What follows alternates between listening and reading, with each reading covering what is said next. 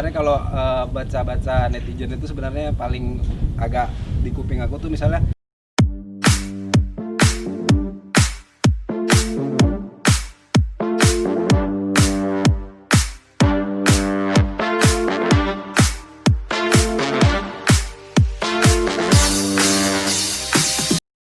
Mulai? Oke, halo dengan Skambal 2 TV yang hijau kali. Siap. Masih bersama dengan Iman Batak dan ya termasuk kemarin tuh kita sudah ngomong-ngomong sama koran PSMS. Sekarang kita ngobrol-ngobrol sama ownernya Kinantan TV. Ya, siapa lagi kalau bukan Bang Purkon. halo semua. Siap. Biasa Pak nih. Yalah, dia Bang Purkon ini pernah ikut stand up komedian di waktu kami masih di Bistro 061. Iya. Bahkan aku pernah terlibat sama dia beli baju Manchester City. Ngantar ke Cambridge. Ingat kali gitu. KW pula itu. KW, emang minta KW aku itu. Oh iya. Main bodoh-bodoh atasan aku. Ketangkap polisi lah aku nih jual barang ilegal. Ala Indonesia nih.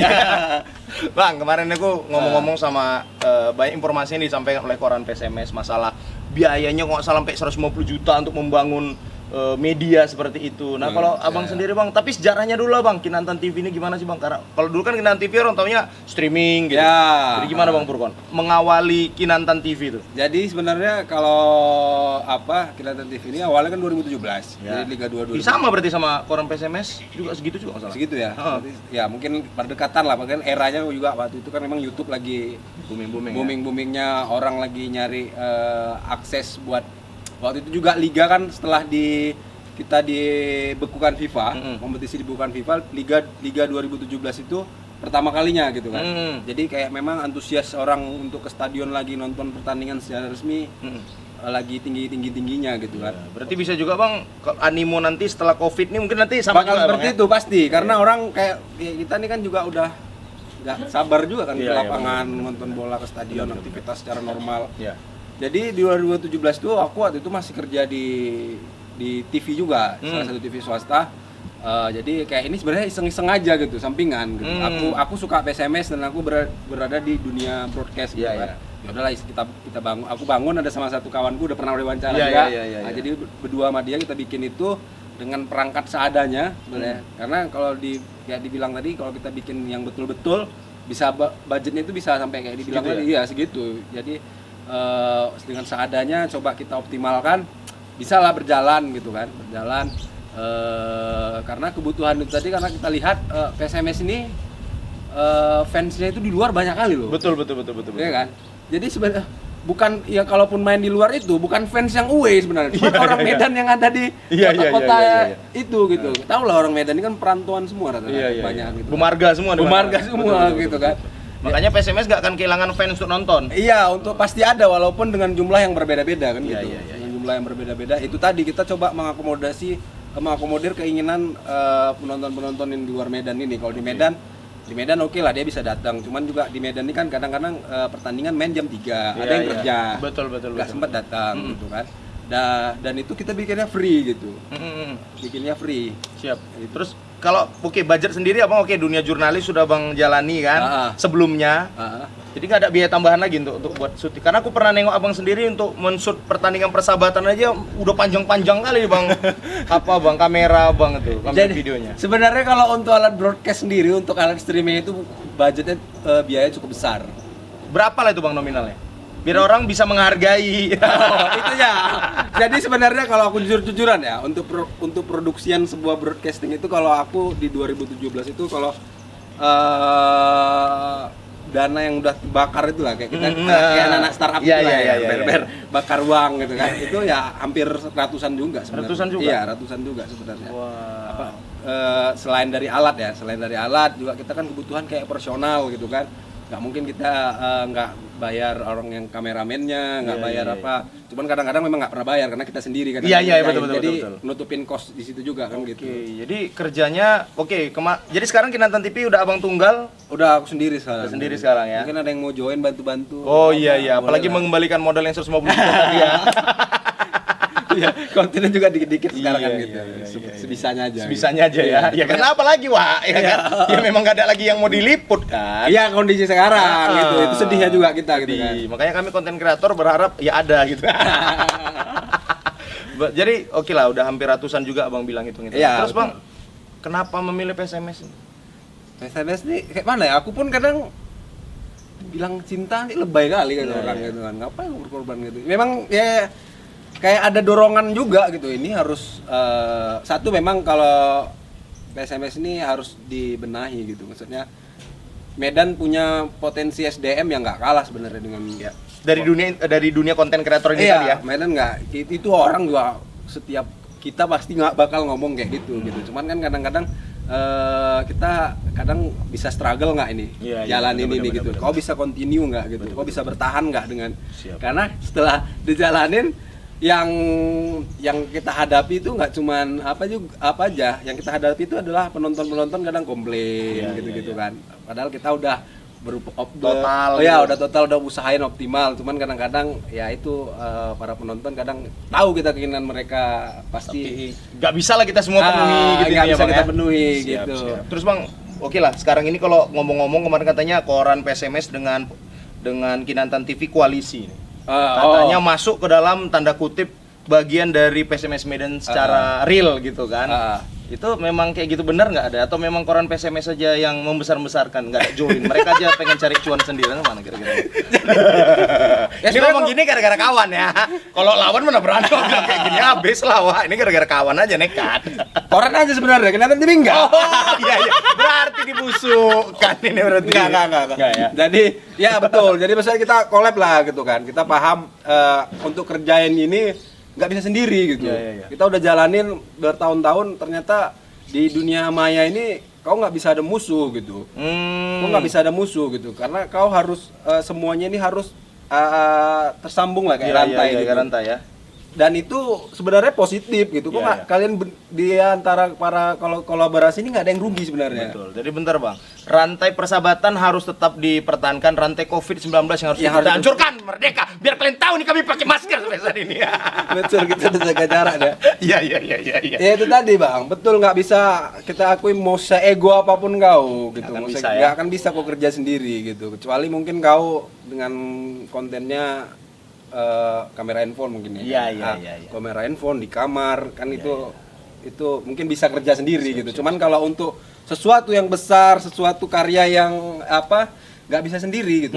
Kita akui gitu. Kalau bisa lebih banyak lagi nih kawan-kawan konten kreator bisa bersatu, kurasa lebih kuat lagi lah intinya ya.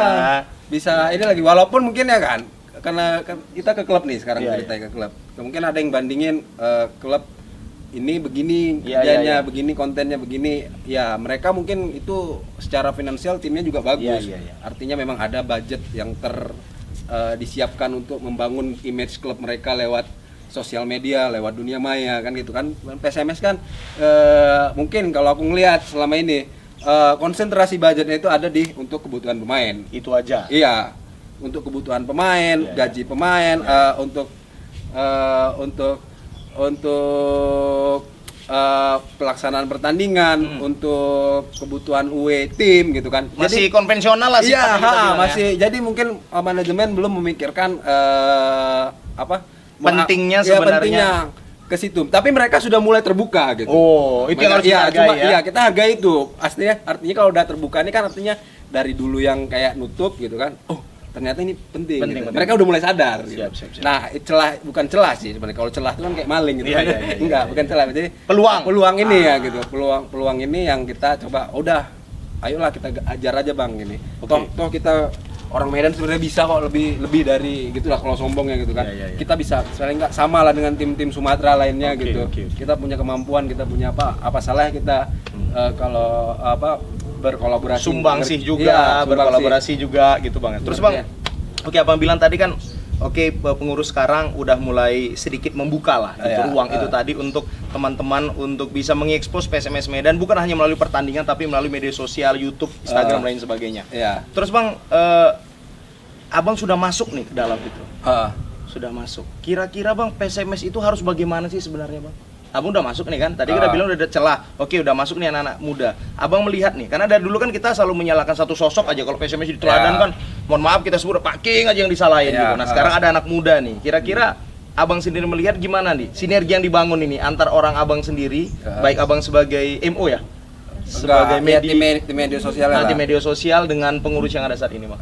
Apa yang harus kita bangun gitu? Dengan orang-orang Ya, di seperti atas Pak King, Pak Ya. Mul gitu. Ya, mereka mungkin lebih aware aja sih dengan ini. Mereka harus lebih paham lagi. Bukan paham sih, tahu manfaatnya ini gitu. Dan ini juga sebenarnya kan corong gitu. Tapi kalau pelan-pelan lah kita betulin ini, karena kalaupun untuk bisa sebesar tim-tim lain Mungkin belum. perlu tahapan lah. Perlu tahapan. Mungkin aku paling sebenarnya kalau baca-baca netizen itu sebenarnya paling agak di kuping aku tuh misalnya kalian kan bisa dapat sponsor dari medsos bla bla bla bla bla. Ya maksudnya memang bisa, cuman kan ada tahapannya gitu. Nggak semudah itu juga sponsor ngelihat oh nih followersnya 100.000 nih, udah deh kita ngeluarin 2 miliar, nggak semudah itu juga gitu. Sponsor juga kan juga melihat dapur dia gitu, melihat dapur dia cukup nggak nih segmennya juga, segmen ya betul dari segmennya gitu. Kira-kira nih dia produknya jualan semen misalnya, cuman masuk ke bola gitu, ini relate nggak gitu kan? Betul. Kayak Winnie Lubis, mana mungkin dia iklan barbel kayak gitu. Iya pasti kan kecantikan lah yang dia pegang itu loh. Image-nya apa? Mungkin ya gitu, tapi Winnie Lubis. itu juniorku sekolah dulu. Oh iya. Enggak. Jadi Mantap benar. Tahu aja ya. enggak, aku dia Lajar dulu. Oh. Dia Lajar. Cuman itu makanya aku setiap aku bilang di mana kalau dia Lajar, oh kenal sama Winnie Putri Lubis, enggak pernah jumpa aku masalahnya. Cuma orang selalu nanyakan itu gitu. Atau mungkin gini, beliau tuh mungkin pada saat SMU tuh memang tidak begitu kentara, Bang, di perpustakaan aja kali. Oh, mungkin ya sama orang Jepang. Ya. Sugi. Jalan. Habis lebaran ini memang bawaannya mau aja. Iya, udah habis ya. Iya, 30 berapa 30 hari kita menahan, Iya. saatnya kita lepaskan sedikit-sedikit. Ya dengan cerita kayak gini maksudnya. Ya, dengan cerita. Ya karena kita juga udah minal faidin kita Bang, belum ya? Oh iya, benar enggak ada nastarnya. Ada nastar, udah habis wah. Udah hampir seminggu nih. Oke, jadi gimana tadi Bang? Untuk oke, tadi beliau sudah aware dengan Pak King sebagai ikonnya pengurus, ada juga manajer yang sudah dua kali berturut-turut ini Pak Mul Ya, kan Pak Mul. udah membuka ruang buat kita anak-anak muda. Tapi menurut Abang sendiri yang perlu diperbaiki sebenarnya apa sih Bang? Pernah nggak ngomong dengan beliau berdua, Pak King ini harusnya profesional digaji nih Pak King, kayaknya Pak King atau gimana? Karena ujung-ujungnya profesional itu kan memang Iya, ada duit di situ kan. Betul. Jadi ini juga sebenarnya profesional dilema nih. Nanti dibilang nih kita kerja secara profesional, ya kan? Oke, aku dibayar dengan kemampuan aku gitu misalnya. Aku dibayar dengan kemampuan, tapi nanti ada yang bilang, wah makan apa nih? Makan uang nih. Nerima, kayak mana nggak nerima uang orang kita dibayar? Betul. Profesional kan, itu satu gitu kan. Cuman ya itu tadi sebenarnya kalau kita bisa menyesuaikan dengan kondisi klub sendiri gitu. Yang harus kita pahami gitu. Klub ya aku bilang tadi konsentrasinya itu memang lebih ke pemain. Kita pahami itu karena itu adalah ujung tombak di lapangan. Keberhasilan klub itu selain media sosial mungkin ada yang lebih utama itu pemain gitu kan. Jadi itu tadi kita harus apa lah ya? Gimana aku bilang ya? Bisa memahami kondisi klub, jadi dibayar pun boleh dibayar gitu kan, asal untuk konten kreator ataupun yang semacam ini dibayar silakan gitu kan, cuman ya pahami kondisi klub seperti apa. Kita bukan mematok harga tinggi atau apa, setidaknya klub bisa menjalani yang namanya profesional tadi gitu. Besar kecil belakangan lah gitu. Sedikit demi sedikit ya Bang. Iya, sedikit demi sedikit. Karena ya nanti kalau udah berhasil, oh ini aku bisa misalnya nih dengan pencapaian misalnya followers naik sekian, nah gitu, oh nanti dapat bonus misalnya gitu, itu nggak masalah gitu. Bisa diberlakukan seperti itu.